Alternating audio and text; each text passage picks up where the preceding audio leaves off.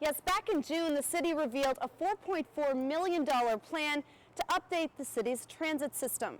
Since then, they've made a few changes, expanding routes to the city's outer limits. But now the Conservation Council of New Brunswick is calling for a complete transformation of the system, saying it's not enough. Billy Fong is at home today, doing schoolwork, but he'd rather be working. Fong is a university student, but he works part-time. He lives right across the street from the main bus stop in Fredericton's downtown, but it doesn't do him any good on Sundays.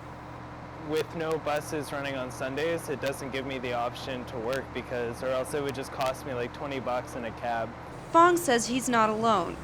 Most employment is uptown, and many student apartments are downtown, leaving students stranded on Sundays. So now I don't do anything. I can go to the flea market because it's right across the street, but that's pretty much all my options. Now the Conservation Council of New Brunswick is calling on the city to create more options.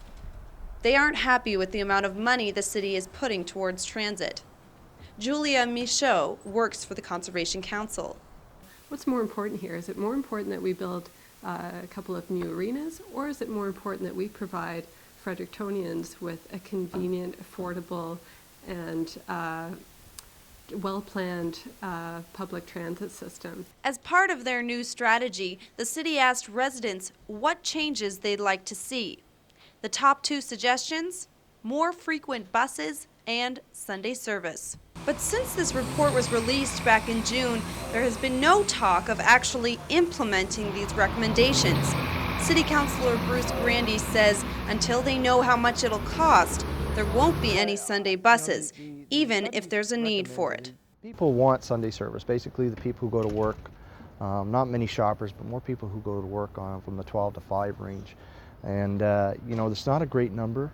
It's a service that we need to provide. Sunday service is a service we need to provide, and we understand that, and we should be heading there, which I think the report will come out and our staff will recommend how we're going to get there from here over a period of time.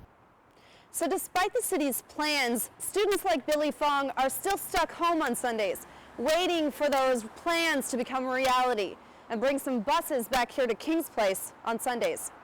Stephanie Van Kampen, Stu Journalism, Fredericton.